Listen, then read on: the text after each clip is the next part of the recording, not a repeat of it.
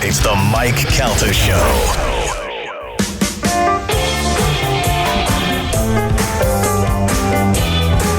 It is 9:01 on the Mike Calta Show. It's 102.5 The Bone. Bop, bop, bop, bop. I sat here for 15 minutes and didn't pee, and now I have to pee so bad. You know what's so funny is Carmen just I go, we're back in 1 minute. She goes, I'm so fast. She got back with like 15 seconds left. You pee in the drinking fountain? She was taking a Duke. Oh. Fast runner. Can I tell you something that I did that's kind of gross? Please. Okay.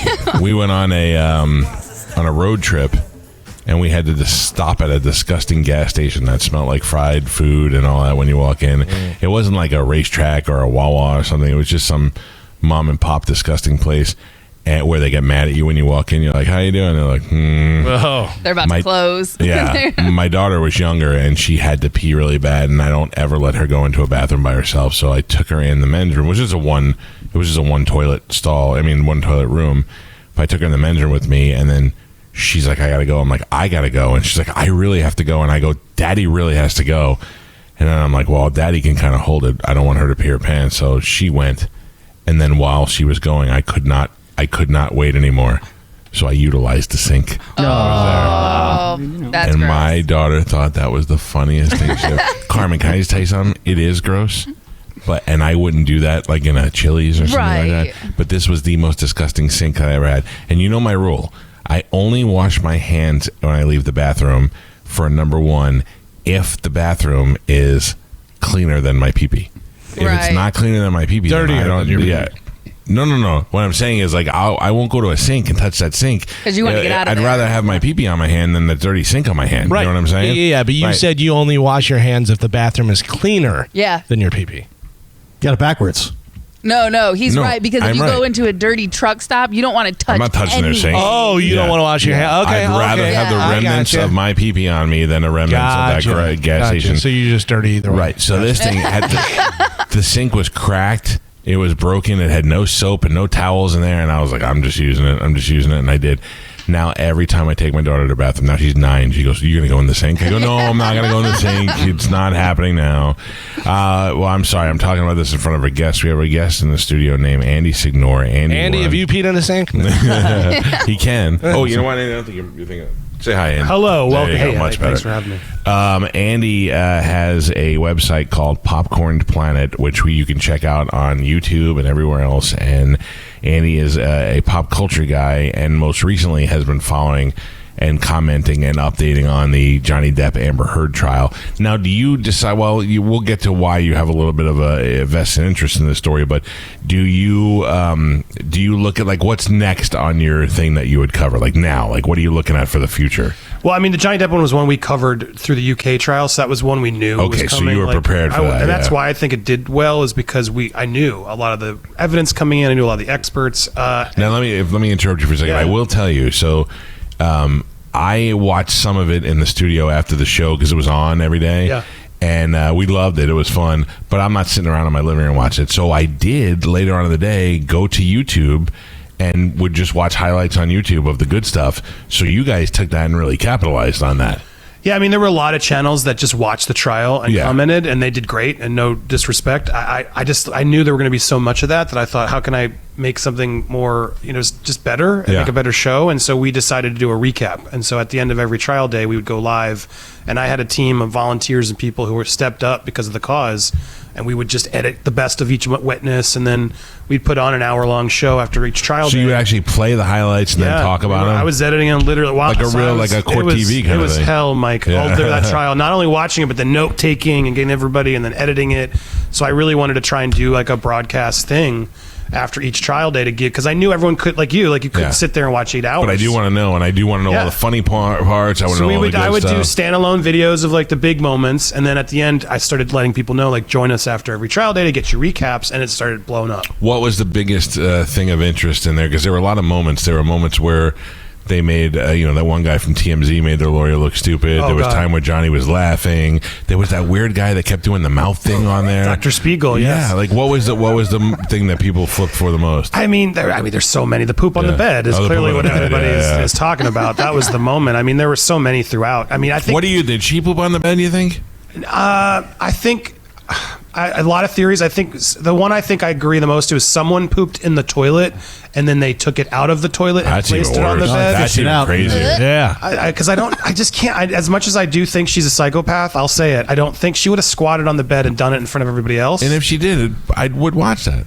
I'm not gonna lie. I mean, I'm not into. I'm emailing you a website right now, Mike. No. I'm not into that. I'm just saying if I would I just pictured Amber Heard squatting on a bed, and I was like, oh, that sounds so bad. All right. So anyway, I used to be there until I really learned about her. And then, don't you agree? Like, people can become ugly on the inside. Oh, yeah. And then Sure. suddenly you're like, wow, that was a really pretty person, and she's no longer pretty. these guys will tell you there was a local girl that I was obsessing over. I thought was so hot and so pretty. And then we met her, and Carmen. All right, Carmen. I never went back again. I never mentioned her again. Just totally turned me off with that personality and all that. So that definitely happens to people. But with her though, in my mind, I only saw her sitting there looking silent and dumb, which is kind of like how I like my ladies.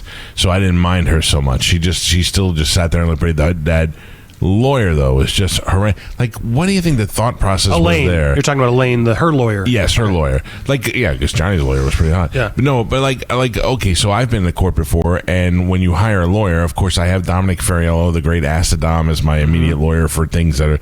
But when it takes something else or that's not in his area of expertise, I go to Dom and I go to other people I trust, and then I say, who's the guy I hire?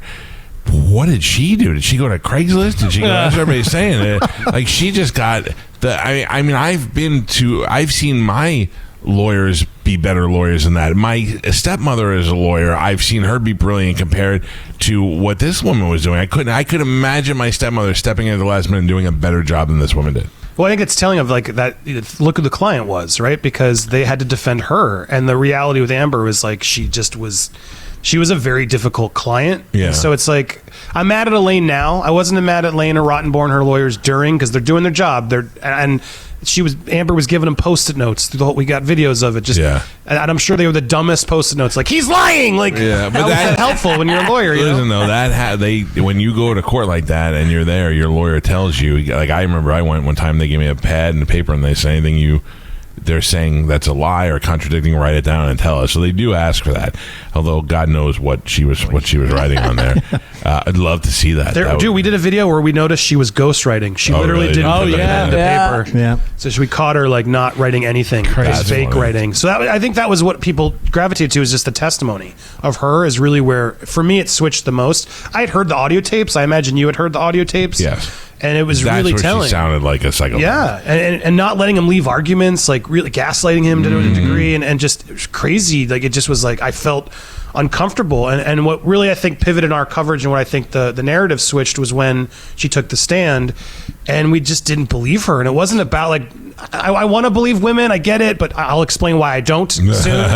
But we should believe everyone who tries to come forward, but we got to believe more in due process and hear both sides. Right, which for years we kind of forgot about, and a lot of people lost their careers over it. I am never. I find myself doing it more on the show, victim shaming, but I do always want to find out. But you have to dig deep. You can't just take someone on the surface, because, as you full well know, you can ruin somebody's life, and even if later on they're cleared over it, it doesn't matter. You can't go back and do it. All right, so let's start with your story. Where are you? Were you strictly online doing all your stuff there when all this stuff went down? I made a channel called Screen Junkies, which was pretty popular. Very with 6 popular, million. yeah. We did a show called Honest Trailers, which people may remember. It's still on. But I created that show. A buddy of mine helped me. He's a co-creator. He helped me do it. I was really proud of that show. Huge success. We had Ryan Reynolds showing up to do the Deadpool Honest Trailer. I had the Russo brothers who did Captain America. So, and what did you guys do? It was just a parody trailer show where we would do an honest trailer, like the honest movie trailer, because marketing's never honest. Right. And so it was a format idea I had, and we sort of built it, and it took off. And then as we were building that channel, I did a show called Movie Fights, which was like, let's do like political debate, but about movies. And it became another We had Kevin Smith and Seth Rogen came on. Like, it became a very popular show. How do you? So I'm curious about this. It's hard to book guests on this show, and this show is a #1 show that reaches 3 million people a day. How do you call up and say, yeah, we do a podcast? And we had millions of views. We were in LA. They were promoting their movies. Okay, yeah. LA helps. I know I'm in Tampa now. No disrespect, but yeah, I mean, when you have the views and you have it's on YouTube. The studios want them on sometimes. Or it's a favor. You know, I pushed for Kevin for a long time. People kept bugging him. I'm sure your fans have done that for guests too. And then they're like, yeah, when I'm in Tampa, I come. The studios do recognize, and they did early on, that the online community was very valuable to them. And they did do a lot of stuff there, even if it was just stuff, viral videos that they made.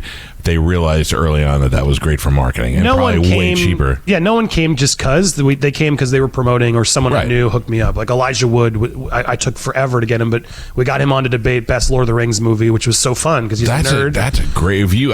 So we have these friends that do this Deep Inside the Music, where they break down tracks of music songs. And I always tell them the thing that's going to put them over is when they get somebody from one of these bands to do it with them. Mm-hmm. That's really, I mean, if I was watching Elijah Wood debate a Lord of the Rings, that's fantastic. Yeah, and he's so smart. I love him. He's a great movie nerd, and it was great to have him on there debating the movies. So you get the idea. We were having a lot of, for YouTube especially, the movie channel was doing a lot of success. And, you know, I had been starting getting offers. I don't want to name them all, but celebrities were coming after me. Like I'd become pretty successful at this company I worked for. I was an SVP there, developing other channels, and I built another channel called Almy, which is a show called Man at Arms. I'm really proud of, which is blacksmiths creating like the weapons from video games in real life. Oh wow! Which was a really popular show as well. So I had a lot of whatever. I won't bore everybody with all my resume, but I will hype myself up and say I was very good at what I did. Right. And then it was literally in October 2017. I woke up one morning and there was a tweet. It was a tweet that said, this guy tried to Ant-Man in front of me. Tried to pull a Louis C.K. Yes. Okay. And it was incorrect. And I wasn't worried about that, but I was like, oh, Jesus. And it was starting to get some traction from my haters. So incorrect where did you know this person or you did not know the person? This person claimed to be an intern. The media spinned it as like, oh, this was a Screen Junkies intern. This was a person I worked with years prior to Screen Junkies on a web series I did. Right. And she was my costume designer. And there was like a moment of mutual flirtation that we had.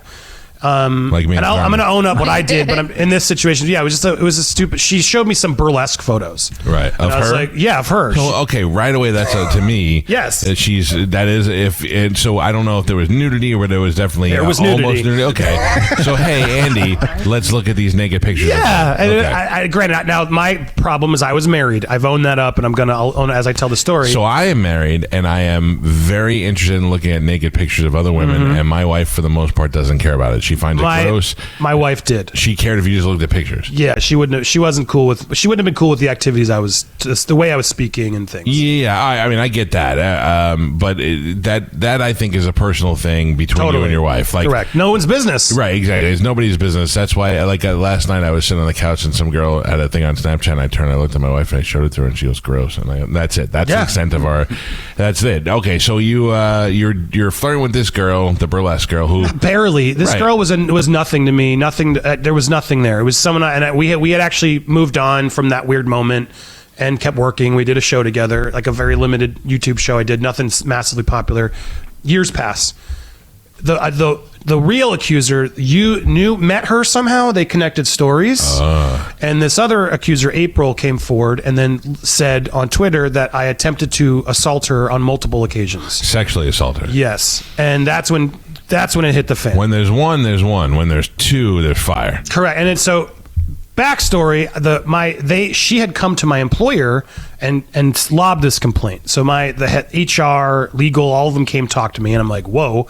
I brought my own lawyer to be safe. This is the one that said that you assaulted her. Correct. Okay. And yes. And I was like, this is nonsense. This is not true. I brought my lawyer. My wife didn't know that I had an affair with this girl, but I didn't want it to destroy my family and everything, because even if I had to sort that out with my wife eventually, I was like, I got to pay the support. I got to support my life. And so I didn't tell my wife, but I went to the employer. I brought out the texts.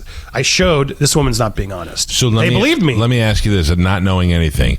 So you had an affair with this woman. How long was the assault claim after? Did the affair end? Yeah, I mean, I'm trying to give you the fast version. We met at a Comic-Con. She flirted. We hooked up. We didn't hook up there. Right. She then came out later and wanted to visit and be on the show. And I was like, all right, cool. We'll hook up. You want to hook up? And yeah, all right, come on the show, whatever.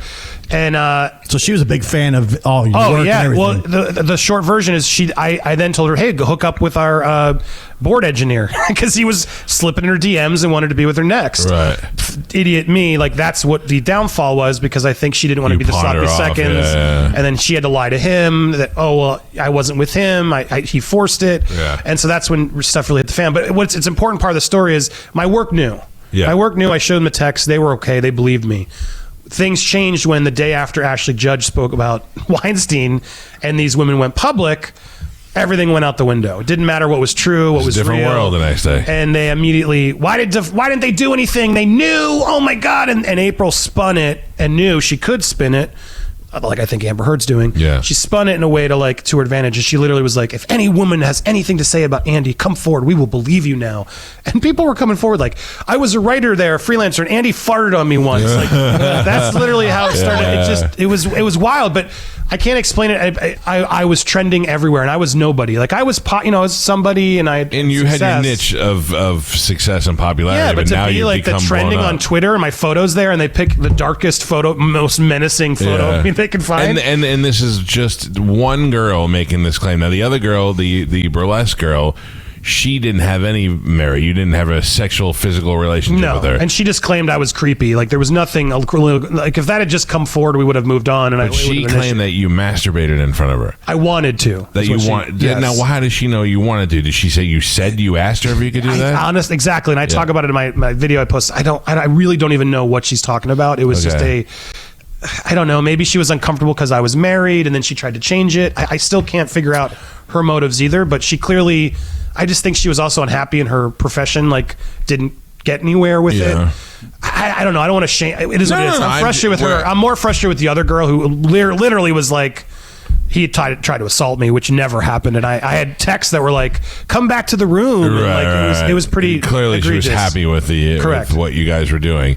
So now when the world changed with the MeToo thing, we realized that a lot of these women were not being taken seriously, and there have been a lot of mistakes made in the past. So to make up for that, it seems like they just took every woman's word for it in the future, and that is where guys like you ended up getting screwed.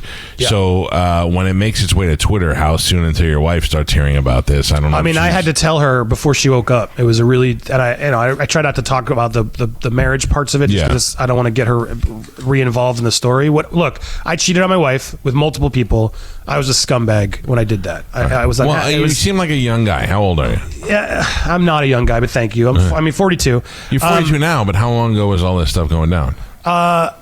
It was 5 years ago, so I was still in my 30s. Okay, so that's a relatively young guy. And how long have you been married at that point? 16 years. You were married now? Well, no, I was married for 16 years. Okay, that explains a lot, though. You got married. You got married young, and I was an idiot. You're not the hottest guy I've ever seen. So all of a sudden, all these girls, exactly, all these hot nerds are all over me, and I was. Been there, buddy. Yeah. I've been there. I know what you're saying. Look at this, and that's really what it was. Was like just a stupid moment, and it's really about my family, and it should have been their business and nobody else's. And everyone jumped up, and then when this April woman came forward, it opened the floodgates. And then every girl I'd ever said like, hey, you're pretty, or he talked to me, he complimented me once. Like, everything got blown out of proportion. I'm a predator. Right. I'm an abuser.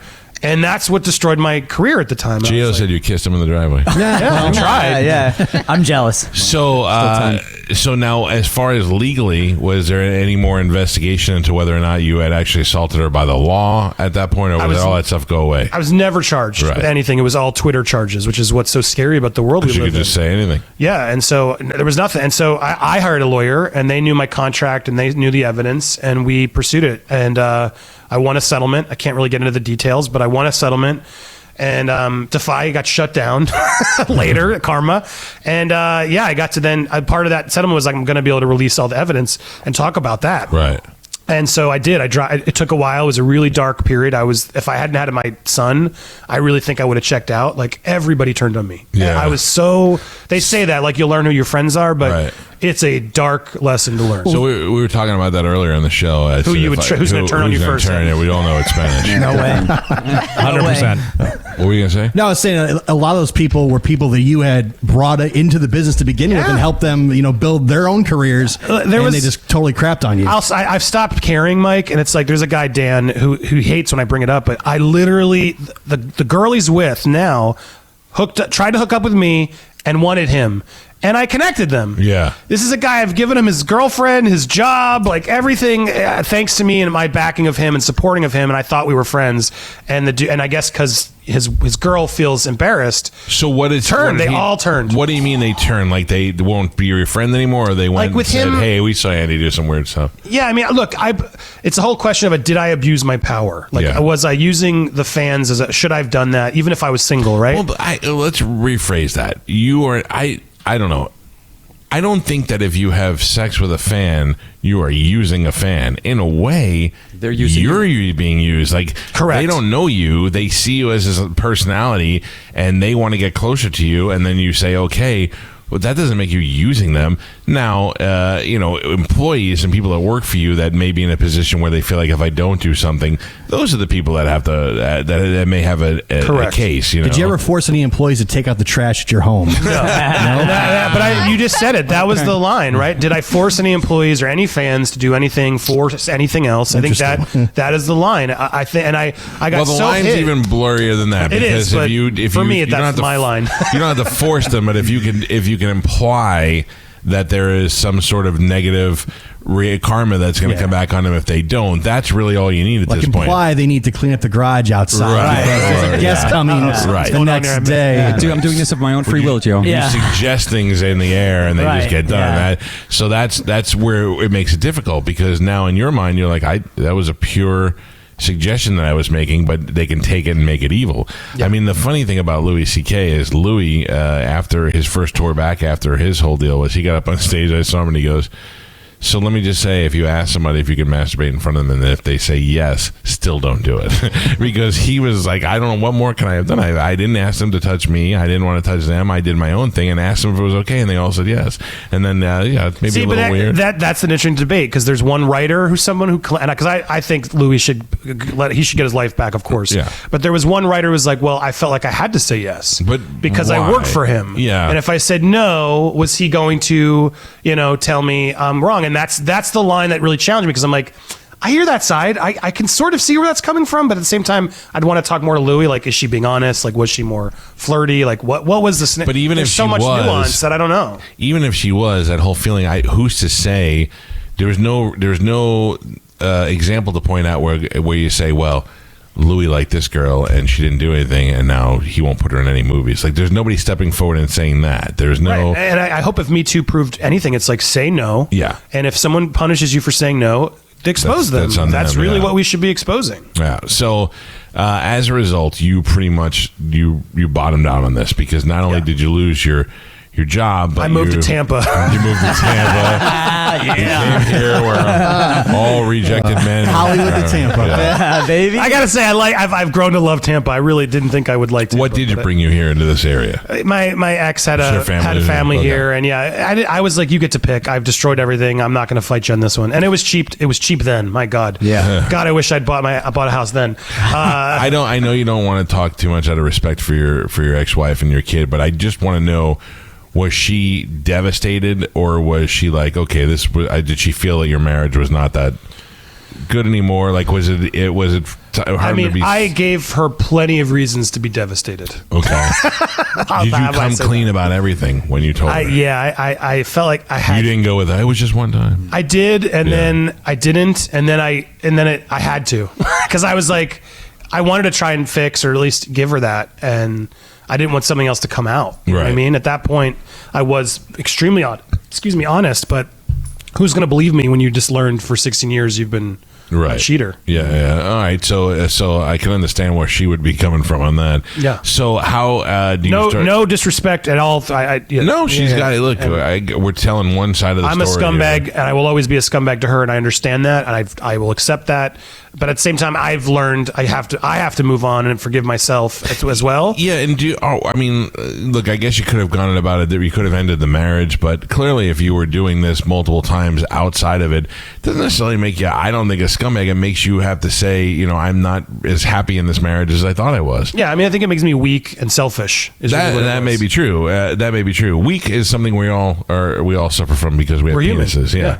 Yeah. Women, I don't know. They're pretty solid. Oh, no, that's not true. I knew a couple of weak whores. Yeah, that's true. My bad. I forgot about that. All right. So how do you begin to rebuild after this? Yeah, I mean, it was tough. It was brutal. I met an amazing woman here, started a new family here, and so that helped. I met some really wonderful, supportive friends here when I moved to Tampa. People who believed or let's. Hey, it jumped right back into another relationship? Yeah. Jesus Christ. Yeah. No, it's all. I'm happy I did it, and I have an amazing. We have a 3-year-old. He's such a joy. I did not expect to happen, but I've learned that's really something I wanted, and I'm happy with. I love my family. That's the thing. You're probably in a better place because of what you've been through, and it probably helps you to be a better husband now. Yeah, I mean, it just also makes me don't want to screw it up again. Yeah. Do it right this time, and I think it helps me grounded. I work a lot, and so that's also she's okay with that, and we're a good team in that regard.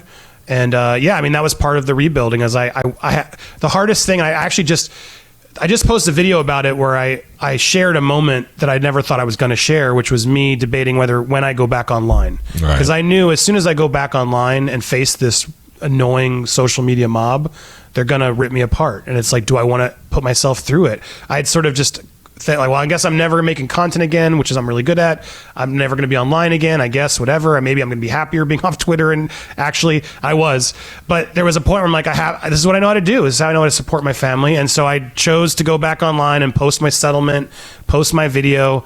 And it took the Johnny Depp trial to finally get redemption back. Let people know that now you have somebody that's way more famous.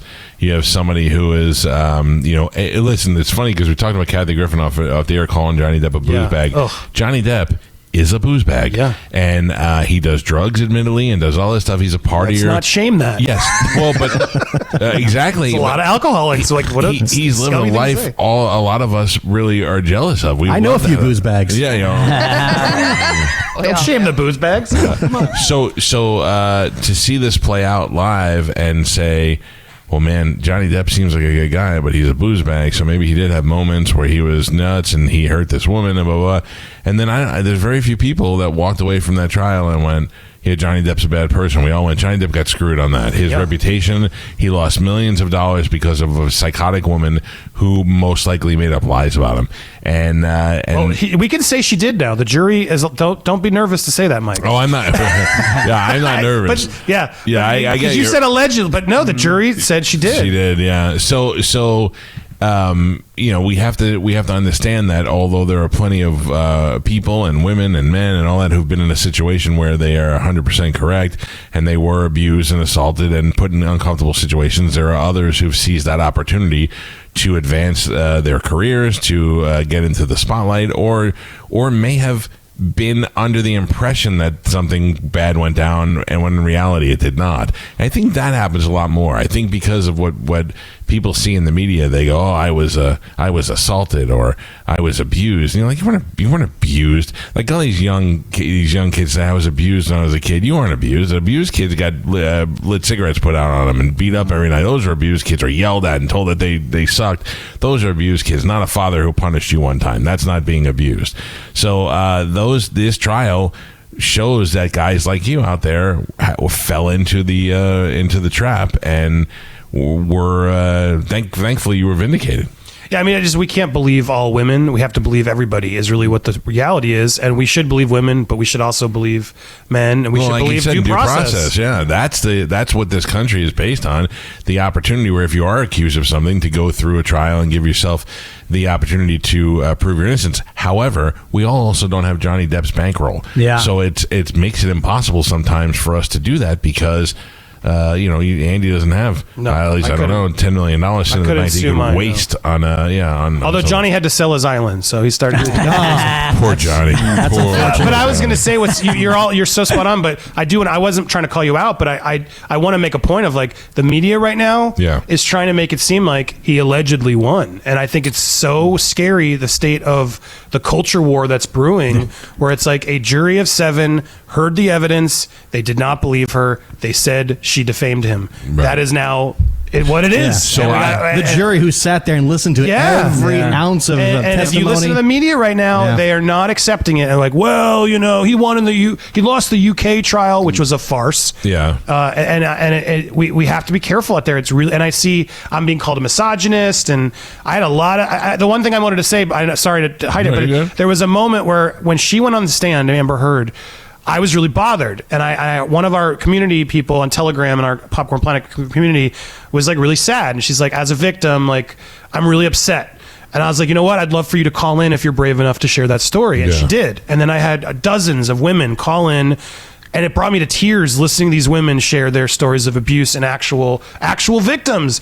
And at no point did I not believe them. Right. And then we had just watched Amber like share this story, which we all should have been like at home going like, oh my God, like, I'm so with you, girl. Like, what a monster. And instead we're all like, what is this performance? Like, the inconsistencies and the denials and the things you're making up. It hurts the real victims. Exactly. Because that's what this is about. Yeah, they become that's where the anger should be. What's that? The anger should be towards that it's hurting actual victims who've gone through that stuff. Sure. Yeah, that's what I wanted to get. Exactly. And it's like, and it's like, it's turning political, or like, you're all Trump-loving conservatives supporting Johnny. Dude, I had like diverse liberal women calling in every day supporting this guy, not because they're stands, because they're victims. Yeah. And they saw Amber as their abuser. And if you've been through something and you see somebody on TV that's lying, you go, I've been through this. That person has not done this. I can tell by the way she's saying it that she doesn't believe it, or she doesn't. Yeah. We've learned that Amber Heard is a bad actress also. We learned that. Can't cry. Did you see that clip? They literally, as she couldn't cry, her acting coach came on and said, yeah, she does ironically have trouble crying. It was like all of it just kept hitting her. I know she's been edited out of Aquaman totally now. Yeah. Completely. Yeah, I probably not confirmed, but I hope it's true. I hope they also were like, how can we get her out of this movie? She stinks. And then that rolled in.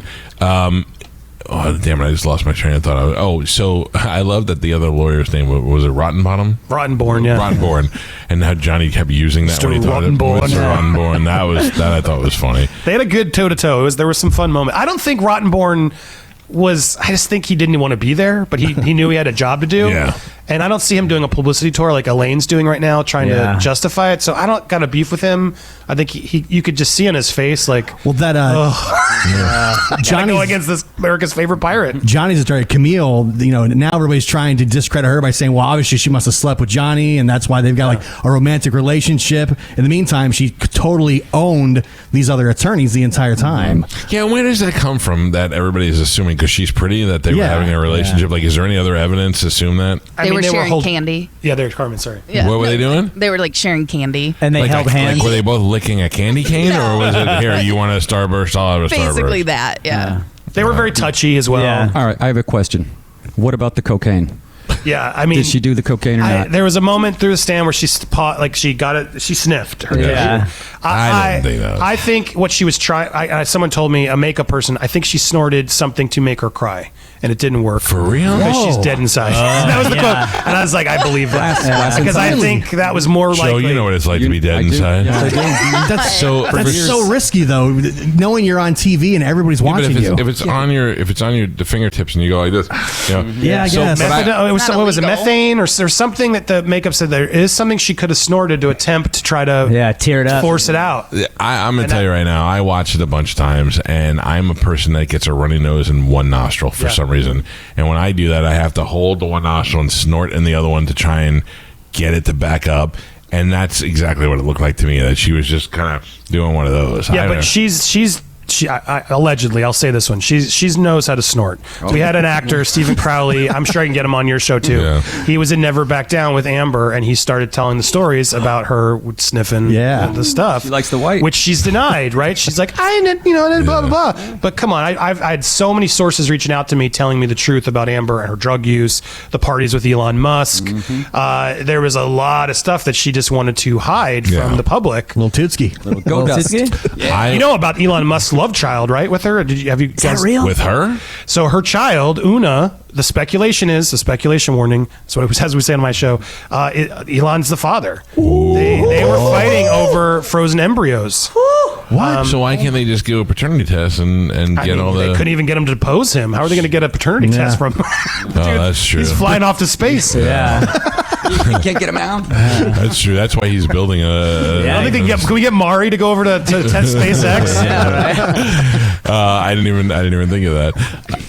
Okay, so what's the next thing on the horizon that you think you're going to keep an eye on? It's weird because I get stressed about that because I'm like, oh God, we were so successful and that's all the floor's going to drop and what do we do?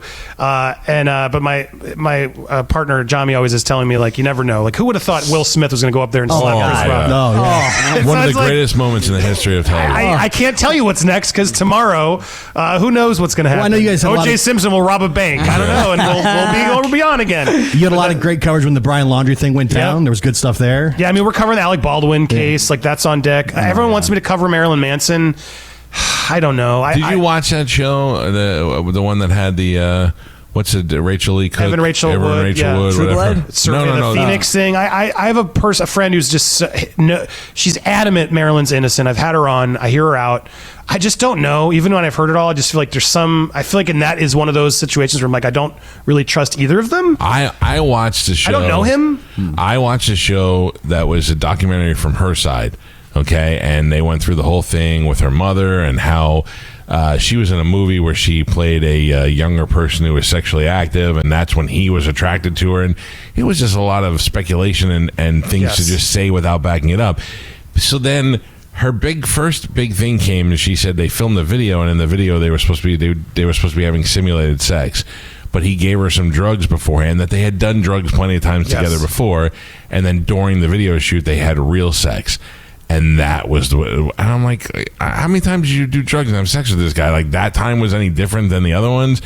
I didn't feel like, and I don't really love Marilyn Manson. He seems like a creep to me, and he freaks me out with those stupid eyes and all that. So it didn't come from her side of the story. It didn't come across like he had done anything wrong. So I'm like, I don't know if I buy this. I'm exactly where you're at. I'm like, it's such a complicated one that if they do a trial, I'll cover it sort of like, and like, oh, let's watch together. Because I don't know, but there are some people who are very adamant he's innocent. I'll hear it out. I'm not going to say anything negative or positive about it just because I don't feel like I know enough. I don't like this whole grooming term. If I meet a girl and she's hot and I go, you are really hot, and she's like, well, I'm only 17. I go, well, call me when you're 18. That doesn't make me a bad guy. That makes me say I'm going to wait and do something when it's legal. You're just calling dibs. Yeah. And this is also somebody who met his wife when she was 17. I met my wife at a nightclub called Jammin's in Clearwater Beach. She was in the club where it was 21 and up because it was a full alcohol bar, of course. I was there for a gig at work. And she had a boyfriend at the time, so we exchanged numbers and information, but I never did anything, didn't kiss. And then years later, we were in contact again, and she was well over 18 at that point. But at that time, I didn't know, and she was in a club that was 21 and up. But I would have said to her, well, it does matter, because I am to assume logically that a girl who is in a club that checks IDs to be 21 should be 21 at least. And then, when I found out years later how old she was, what if I found out that night and I was like, "Ooh, you're too young, but you're hot. Call me when you're 19." Is that grooming? Now, if I called her every month and said, "Don't forget me," that's a different story. But you told her to call you when she broke up, and she did. And she did. Yeah. And she did. Does that consider grooming? Now it is culturally. Now, yes. Back then, no, but now, yes. I said to her, call me when you're of age and single. How much better of a guy could I have been? Listen, I agree with you, but the problem and is... then I married her and made 2 beautiful children. Yeah. You shut your mouth. Listen, I don't disagree, but the issue is now you have people that will use that as a way to either get money out of you or ruin your career. And they can, put all my other 16-year-old girlfriends aside for that one. And you're a good guy, and I agree. Yeah, very nice. Yeah. Well, it's happening right now. I was looking it up. Kerry Fugiyama. He did True Detective. Yeah. He's directing a bunch. But a Rolling Stone piece came out where women are like sharing the DMs because he's a single guy who likes to hook up with his hot extras. Yeah. And Rolling Stone's now calling him a predator, all the things you're saying. And it's like, I read this article fuming. I'm like, stop screwing the director if you don't want the drama. Like, Yeah, but also like, you're all adults. You're not. I and get they it do with this thing of this. they call them girls, where I'm like, you are a woman. Yeah. Like let's call it what it is. You know, If you're a director and you're screwing extras, you open yourself up to that because now people are thinking, well, what is he promising them? What is he saying? Not that he shouldn't be able to do it, but he's got to think now in this society that could be the case.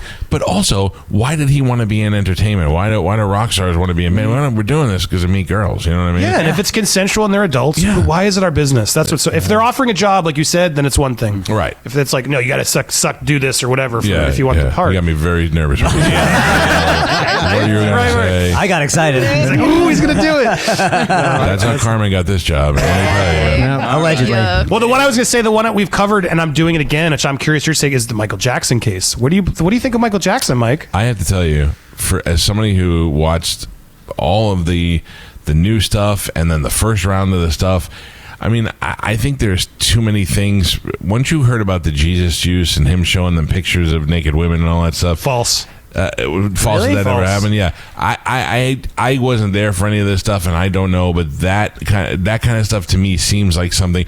I believe Michael Jackson is perpetually a child because he lost his childhood. I don't think that makes it okay for him to have sleepovers with little kids and stuff. But I understand why Also he had never false. What do you mean? I'm Gio. I'm going to connect you with Taj Jackson, his nephew, and I'm going to give you a couple documentaries. They're short. By the way, I don't trust a Jackson to give me information about why Michael Jackson. I didn't either. It's going to blow your mind. Tell me a little why. Why it's going to blow your do mind. you not have sleepovers? If you watch the doc, and viewers watch the video Square One on YouTube, it completely changed. I was like, whoa. The first person who came forward was the father, who was a scumbag. Yes. It was very You're clear. talking about the first Jordan round, Chandler, right? Yeah, his yeah. father.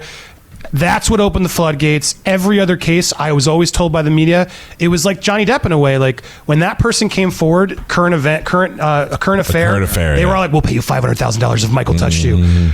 I'm telling you, there was no. I've looked at it. There's no evidence. Now I was with you. I watched that Martin Bashir documentary. Right. Where I'm like, as a father, I'm like, "Oh my God, screw this creep. Why is he sleeping with these kids in the bed?" Go listen to Macaulay Culkin. Go listen to Taj, who was in that bed. This was a playroom, game room, TVs, bunk beds, couches they were watching, falling asleep to. Is it still weird a little bit? Yes. Yeah. But it was, they keeps calling it sleep with as sexual, is what Taj really has told me over and over again. He's like, it was never sexual. Well, not with we fell Taj, because he was asleep. his cousin or whatever it was. He was there. He's also an abuse victim. I'm Yeah. telling you, I thought that too. We did 2 videos on my other channel, Hugging the Cactus, where he let me ask him anything. And he also And has nothing to hide at this point Correct. because he can't get anything from Michael by Correct. defending him. He makes no money. Might make more money if he came out and was telling a story about how Correct. he was molested. And then you look at Leaving Neverland, and the 2 people that came forward literally perjured themselves. Yeah. That guy is a despicable human being. I'm telling you, it's everyone just is like, yeah, Michael. I think it's heartbreaking what we've done to Michael. Is it possible that Michael, though, was a child molester and just didn't molest all these kids? Why wouldn't a single kid come forward that happened? Well, because they're kids. They're adults now. Yeah, but they What are the are payouts coming for forward then? as adults. What They are the aren't. payouts for then? These 2 are trying to track a book. They're the only 2. They tried to get the first kid to come out. He won't because he does. I don't believe he believes it happened. But in this society, if you're going to come out, you might as well make some money off it. So Correct. these kids writing And a they- book doesn't make them bad to write the book if they're going to tell if this they're- side of the story. but they came out when he's dead, and he can't sue him for Yeah, that's defamation. true, yeah. And what's so crazy is that guy Wayne, or sorry, I'm forgetting his name. I wasn't prepared. No, that's all right. But he was trying to do the Cirque du Soleil Vegas show. He wanted to go to the funeral. He wanted to do all this stuff. He didn't get the gig. When he didn't get the gig, That's and when he the Jackson became estate mad. was not paying him.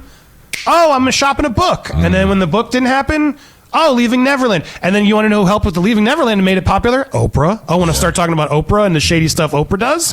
Oprah was there was like, to the kids, the Jackson kids, we love you. I want to be your first interview. Michael was the best. He's so innocent. That woman is a snake. And she was out there using Michael's after his death. I'm telling you, Michael Jackson Part 2 when you bring me back. I'm going to get into it. This is Andy Signore. Find his website, Popcorn Planet. You can Google it and all this stuff will come right up.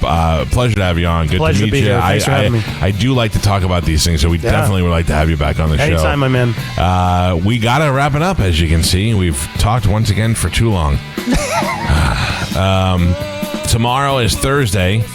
Anything I need to know about tomorrow besides the Open Letter Rewind Spanish? No, sir. And then Friday, obviously, is Mike Cannon. Friday, Mike Cannon will be in the studio with us, hanging out. Tomorrow we'll have more tickets and stuff to give away for you for Motley Crue. Find us at Instagram at the Mike Calta Show. And I don't know. That's it, I think. I wasn't prepared to end the show right now. You feel it's anticlimactic? Well, there's just so few of them left. Yeah. Seems like there's Keep more going. left. Yeah. Plus, I have things I want to talk. I can talk to them off the air, Carmen. You're good. I don't want to impede on Wait a minute. Okay. Damn it. We'll see you guys tomorrow, Andy. Thank you. Have a great day. Goodbye.